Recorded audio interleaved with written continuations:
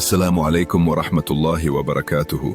खुश आमदीद और वेलकम बैक प्योरली इस्लामिक के नाजरीन। आज हम आपको ले जा रहे हैं जंग यरमूक के उस लम्हे में जहां ईमान, यकीन और शुजाअत तारीख रकम कर रहे थे। यह है सैफुल्लाह, हजरत खालिद बिन वलीद और हक व बातिल का फैसला कुन मुकाबला।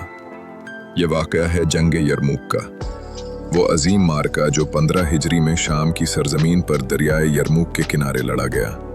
एक तरफ थी रूमी सल्तनत, उस वक्त की दुनिया की सबसे बड़ी ताकत। तारीखी रिवायात के मुताबिक रूमी फौज की तादाद तकरीबन 1 से 2 लाख के दरमियान थी। भारी जरहें, मुनज़्ज़म लश्कर और जंगी तजर्बा।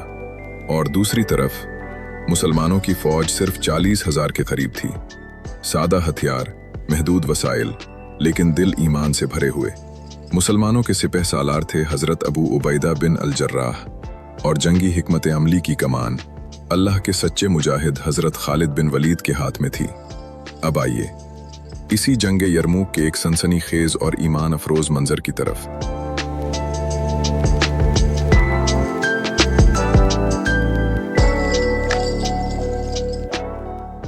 गिर्दो गुबार से उठा हुआ मैदान, सूरज आग बरसा रहा था। घोड़ों की हिनहनाहट, तलवारों की झिनकार और दिलों में छुपा खौफ। ये कोई आम दिन नहीं था, ये हक और बातिल का दिन था। दुश्मन की सफ़ें मजबूत थीं, हजारों सिपाही, चमकते हुए हथियार और गुरूर से भरी निगाहें। अचानक दुश्मन की तरफ से एक ताकतवर पहलवान आगे बढ़ा। उसने अपनी तलवार फजा में लहराकर बुलंद आवाज में ललकारा, है कोई मुसलमान जो मुझसे मुकाबला करे? चंद लम्हों के लिए पूरा मैदान खामोश हो गया। इसी लम्हे मुसलमानों की सफ़ों से एक घोड़ा आगे बढ़ा।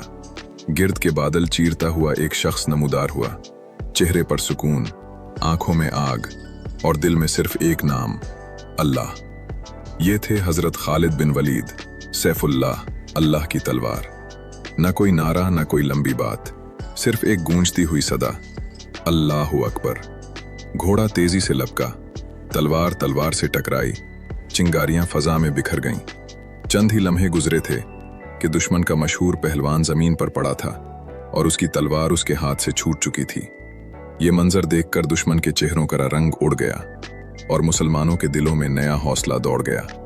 हजरत खालिद अकेले नहीं लड़ रहे थे, उनके साथ ईमान लड़ रहा था, यकीन लड़ रहा था, अल्लाह पर भरोसा लड़ रहा था। बाद में हजरत खालिद फरमाया करते थे, अल्लाह की राह में मैंने इतनी तलवारें तोड़ी कि मेरे जिस्म पर कोई जगह जख्मों से खाली न थी।